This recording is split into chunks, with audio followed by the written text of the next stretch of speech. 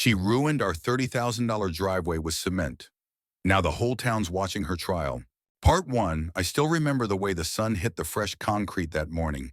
Smooth, pale, gray, a clean path home. My name's Darius Freeman, 37 software engineer, father of 2 black men. My wife Anika and I had saved for nearly a decade to buy this house in Cypress Heights, a quiet, mostly white suburban neighborhood just outside Atlanta. The kind of place with manicured lawns, pastel mailboxes, and sleepy cul-de-sacs where kids rode bikes until sunset. It was supposed to be peace. We moved in on a Saturday. The house was a fixer-upper, but it had good bones and a deep front yard where Anika wanted to plant roses. The first major project, replacing the crumbling old driveway that curved like a cracked smile toward our garage, I hired Thomas & Sons, a reputable local black-owned crew. They were on site by Monday morning. That's when Karen showed up. Her real name, Karen Whitlock. Early 50s, platinum bob, oversized sunglasses. She lived directly across the street and introduced herself by yelling, "Excuse me, are you authorized to do that?" Not hello, not welcome to the neighborhood. Just that. Thomas the contractor politely explained they had a valid work permit. She squinted, frowned, then snapped a photo with her phone. "No HOA approval," she barked. "We have standards here." "We checked," I said, approaching. "This block has no active HOA." She crossed her arms. "That's a technicality. This neighborhood still has expectations." Anika stepped onto the porch, visibly tense. I could feel it in her posture. "We'd only been here 3 days. Karen huffed and walked off, but not before muttering loud enough, "Don't start trouble in a peaceful community." The concrete crew worked hard all week. Jackhammers, gravel, rebar, everything by code. Karen glared from across the street like a self-appointed sentry. Arms folded sometimes, standing behind her, hydrangeas with binoculars. No joke. One afternoon, she screamed at one of the workers for parking too close to her driveway. Another day, she called animal control because someone's lunch wrapper apparently attracted a squirrel. The men laughed it off, but it didn't feel funny. Not when I saw her photographing the license plates of the crew. Not when I caught her leaning against my mailbox, whispering to another neighbor. Thursday afternoon, the work was almost finished. The new driveway gleamed under the southern sun. It curved perfectly toward our garage, smooth and strong. My kids Ava and Miles ran little circles around the edges, giggling about how slippery it looked. Thomas told me, "We'll seal it tomorrow morning. No foot traffic tonight, let it rest." I nodded. We even taped yellow caution ribbon across both ends, and I posted a sign, "Wet concrete, do not step." That night, Anika made dinner. We celebrated quietly, music low, wine open. For the first time in weeks, I breathed easy. At 3:47 a.m., my security system pinged, motion detected front yard. I sat up in bed, clicked the app. The grainy footage showed a shadow crossing our lawn, then a wheelbarrow, then a woman, Karen. She pushed a full load of thick gray cement up our new driveway, tilted it and dumped it. I stared, breath caught in my throat. She poured wet cement onto the center of our $32,000 investment. She wasn't careful. She stomped it in with her boots, muttering to herself, "Fake modern junk, trashing the neighborhood. Think they can just change everything." I woke Anika. By the time we ran outside, she was gone. The fresh, flawless driveway was desecrated, covered in a heavy, uneven mound of new cement, ruining the curing layer beneath her boot prints were embedded like a signature. Anika fell to her knees. Oh my God! I was shaking. I wanted to scream, to chase, to call the cops and wake the whole damn block. Instead, I opened the app, downloaded the footage, then I called my lawyer. Part 2, by 7:00 a.m., the driveway looked like a war zone. What was once smooth, fresh concrete had turned into a hardened mess. Half-patched, half-sunken, a $30,000 dream, wrecked in a single act of sabotage. Anika sat on the porch steps, wrapped in her robe, holding a cup of untouched coffee. Her eyes were red, but she wasn't crying anymore. Just stunned, angry, quiet. I had already called the police. The responding officer was a younger guy, Officer Trent. To his credit, he was respectful, professional, and took one look at the security footage before his jaw tightened. "This is criminal mischief," he said. "Possibly felony property damage." You're going to want to press charges, I told him. We do. He nodded. We'll get her statement, but this footage speaks for itself. They went to her house. Karen didn't answer the door. That same afternoon, I posted the video to our community Facebook group Cypress Heights Neighbors caption. This is what happened to our driveway at 3:47 a.m. this morning. For anyone who thinks we're imagining things, I didn't expect what happened next. By 5:00 p.m., the video had 3,000 views. By 8:00 p.m., 15,000. By the next morning, 100,000. It was reposted on TikTok, Reddit next door. People clipped her face from the footage, zoomed in added text overlays. When Karen thinks the driveway is an HOA-approved sabotage level, felony comment sections exploded. She's a menace. This is racially motivated, period. The entitlement is sickening. Sue her into oblivion. My blood is boiling watching this. Of course, there were a few who defended her. Maybe she was trying to fix a safety hazard. The driveway looks too modern. It doesn't match the style of the neighborhood. They should have consulted with the block first, but the majority outraged, furious, disgusted. That night, the local news showed up. Channel 9 parked a van outside our house. I stood in front of the ruined driveway, speaking carefully into the microphone. Yes, we moved here for peace, for safety. My wife and I both work. We pay taxes. We followed the law. And this is how we're treated. Behind me, the camera zoomed in on the damaged concrete. Karen's house sat quietly across the street, blinds drawn tight. The anchor asked, "Do you believe this was racially motivated?" I paused, then answered, "I believe some people see black families moving into their neighborhood, and instead of welcoming them, they treat them like invaders." 2 days later, Karen's lawyer called mine. He offered a private settlement if we took down the footage and dropped charges. I said no. We were suing civil lawsuit for $30,000 in damages plus emotional distress and defamation. And I wasn't going to delete the footage because it wasn't just about us anymore. Meanwhile, something unexpected started happening in the neighborhood. People started choosing sides. Some of the older neighbors came to us, apologized, brought cookies, flowers, handwritten notes. We didn't know she was like that. Welcome to the block, we're so sorry. This is not what Cypress Heights stands for. But others, they closed their curtains tighter. Crossed the street when walking their dogs. Karen wasn't alone in her thinking. It turned out she was the loudest in a small, bitter group. I heard whispers. They're stirring things up for attention. Someone wrote in chalk on the sidewalk. Go back to the city. It wasn't just a lawsuit. Now it was a war for the soul of the neighborhood. Then came the HOA scandal. A local journalist dug through public records and confirmed Karen was never HOA president. The Cypress Heights HOA had been dissolved in 2013 after legal disputes. But for years, Karen had posed as president, sending out flyers, citations, and fake violation notices.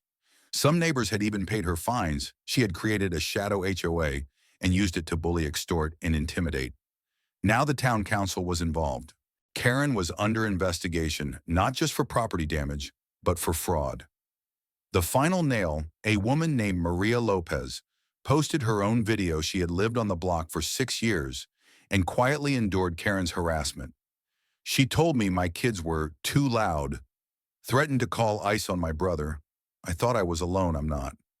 Suddenly stories poured in, old ones, new ones. Karen hadn't just attacked a driveway, she'd destroyed gardens, reported teens for skateboarding, threatened families, ripped down Christmas decorations. She didn't hate change. She hated difference. And now she was being exposed. By the end of the week, our GoFundMe had raised over $42,000. The contractor offered to rebuild the driveway for free, and the town announced it would formally press criminal charges. Karen tried to post a statement online, claimed she was misunderstood, that she had concerns about neighborhood aesthetics, that she was acting in good faith. But no one was buying it. The trial date was set. And for the first time since moving in, I saw neighbors hanging lights, waving hello, walking over to shake my hand. We were no longer strangers, we were the spark. And Karen, she was the one on trial in court and in the court of public opinion. Part 3. The courthouse was packed. People stood along the walls whispering, fanning themselves with folded programs.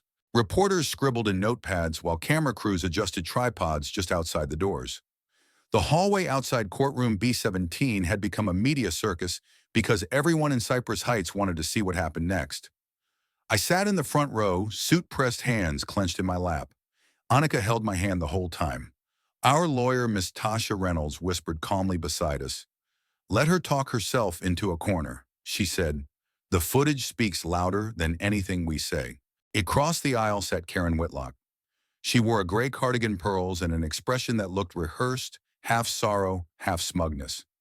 Her lawyer, a sharp-chinned man named Grant Delaney, leaned in to whisper constantly. She nodded too quickly like she had practiced this moment in the mirror. The bailiff called the court to order Judge Henley. An older black woman with a commanding presence stepped in and adjusted her glasses. Let's begin.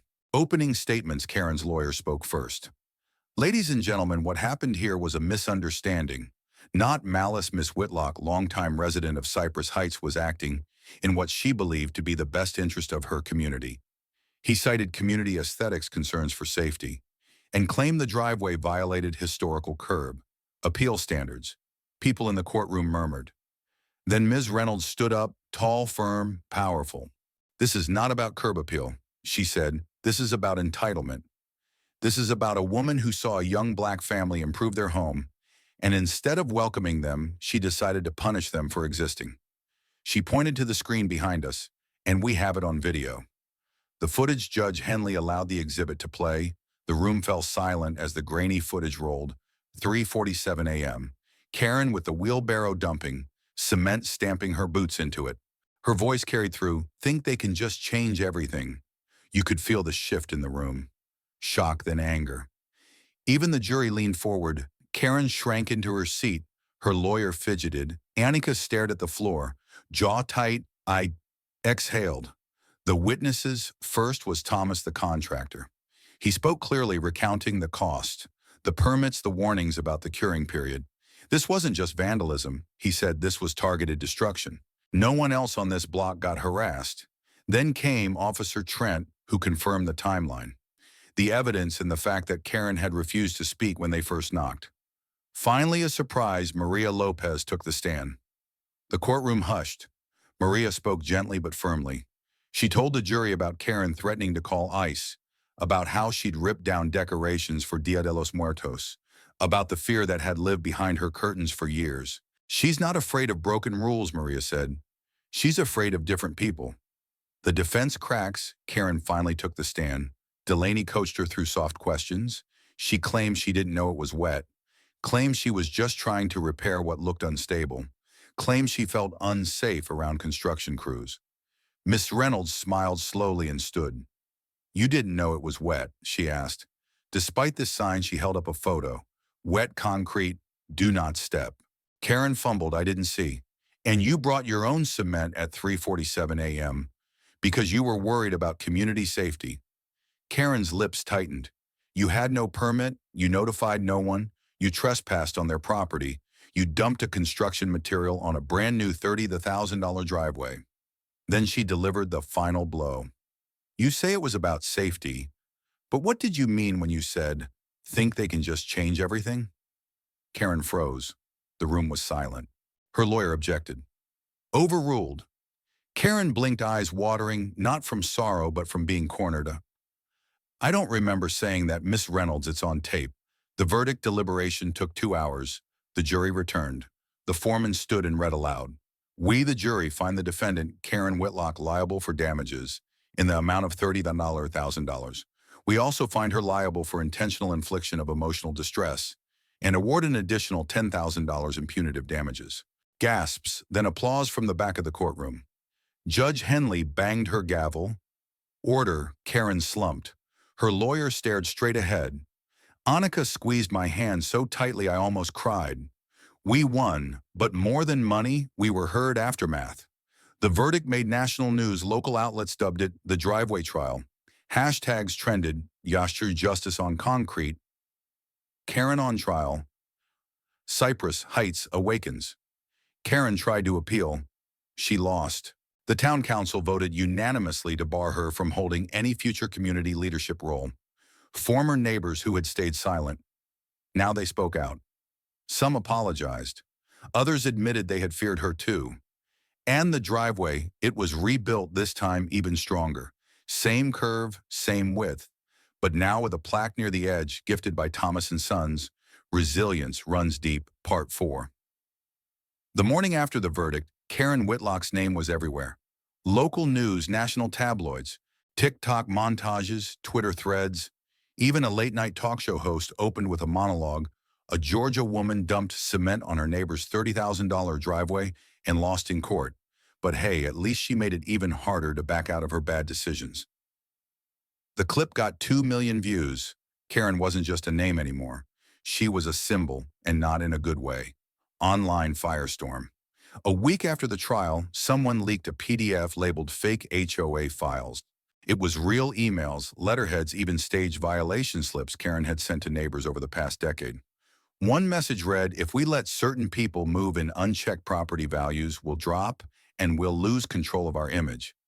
It wasn't just unethical, it was blatantly racist. That leak set off a storm, thousands commented, hundreds emailed the town council. Why wasn't this stopped sooner? How many families did she silence before the Freemans fought back? Cypress Heights needs accountability, not just one trial. Petitions popped up, so did protests. Karen's front lawn became a stage. At first it was quiet chalk messages on the sidewalk, equality over aesthetics. No place for hate. You can't silence us with cement, but by the third weekend, over 200 people gathered. Some held signs, others spoke. Maria Lopez Thomas, the contractor, even kids from the local high school. One teen read a poem. "They poured concrete to silence our steps, but we danced anyway, and now the whole town's watching." Karen breaks inside her home. Karen unraveled the neighborhood association, real or not, banned her from organizing anything. Local businesses posted signs, "We do not serve bigotry." One of the neighbors she had bullied years ago filed a civil harassment case and won. Reporters knocked on her door daily. Drones buzzed overhead. Even her extended family distanced themselves. Her sister wrote on Facebook, "I'm ashamed of how far hate can rot a person's heart. I hope she gets help." Karen stopped showing her face. Then one night, her security lights blinked on. The motion camera caught her standing barefoot on the edge of her ruined flower bed, just staring across the street. At our house, at the driveway she had tried to erase. A letter a week later, a plain white envelope appeared in our mailbox. It was addressed to Darius and Annika Freeman, handwritten, shaky ink. I opened it, expecting venom. Instead, I found this. "Dear Freemans, I don't expect you to forgive me.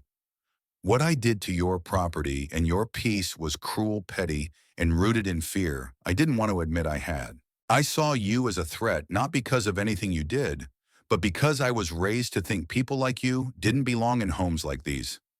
I was wrong. Every brick I tried to throw is now weighing down my conscience. The trial humbled me. The community's reaction broke me. But your grace in handling it, that's what shamed me the most. I've started therapy. I've withdrawn from every committee. I've sold my shares in the fake HOA bank account. The truth is, I wanted control because I was scared. But you showed me something better. Strength with kindness. Power without cruelty. If you ever need help with your garden or groceries, I'm here. Not because I deserve your trust, but because I want to become someone who might." Sincerely, Karen. Anika read it twice, then placed it on the mantle. We didn't know what to make of it, but it was a start. Healing in the neighborhood. Things changed. Neighbors who once whispered started waving. People dropped by to talk, to apologize for silence, to share their own fears and experiences. Cypress Heights, once stiff and divided, felt real.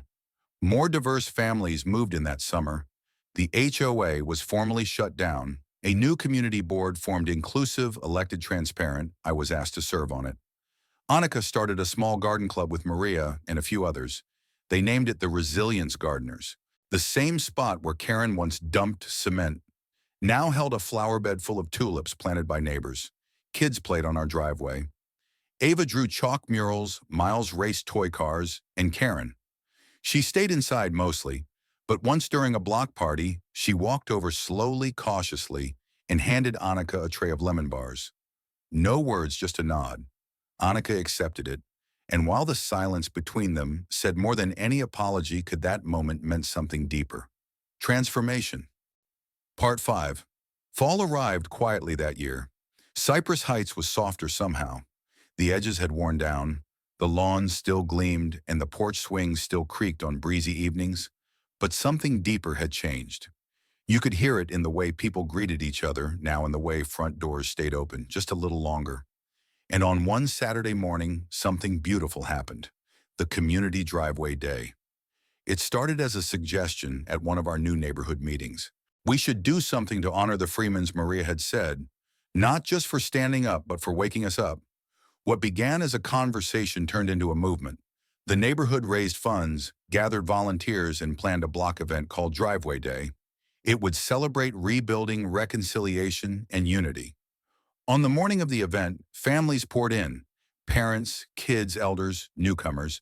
There were booths with fresh lemonade and homemade cornbread, chalk art contests, a storytelling circle for kids. A local band played jazz under the oak trees, and then someone rolled out a long strip of blank canvas across the Freeman's driveway. Everyone was invited to write one word, just one word that represented what they wanted Cypress Heights to be. By noon it was full. Welcome, healing, justice, change, family, growth, truth, strength. Love Karen came too, not with a speech, not with a spotlight, just a folding chair near the back and a word she quietly added to the canvas. Listen, Karen's new chapter. Over the next few months we saw her more. She didn't try to reclaim authority. She didn't send letters or wave citations. Instead she listened, really listened. To the teenager with the skateboard she once yelled at. To the neighbor she once reported for hanging colorful curtains, to me. One day as we passed each other near the mailboxes, she paused. I saw your kids drawing on the driveway again, she said. They're good artists, I smiled. They're expressive. She nodded, then added softly, thank you for not throwing me away. There was no grand apology, no dramatic transformation, but she was trying. And sometimes that's the bravest thing a person can do. The legacy. 6 months later, I gave a speech at the town's annual community forum. I wasn't a politician. I didn't wear a tie. I stood in jeans and a sweater and spoke from my chest. I'm not here because of cement. I said I'm here because of what it uncovered. I talked about bias, about silence, about the weight of being seen as an outsider in your own home. But I also talked about hope, about change, about how people who once avoided each other now shared recipes, built gardens, raised each other's kids. I ended with this. When someone tries to bury you in concrete, remember you are not the cracks. You are the foundation. People stood and clapped. Annika cried, and I felt something lift. Epilogue. Today our driveway still curves perfectly toward the garage. The tulips bloom in spring. The chalk art still appears every weekend. Sometimes dragons, sometimes suns. Once even a portrait of Thomas with a superhero cape. There's no HOA anymore. But there's something better. A neighborhood not just in zip code, but in heart. And when the wind blows through Cypress Heights, it carries more than leaves now. It carries laughter, music, forgiveness, and the sound of footsteps that no one dares to silence again. The Haunted. The end.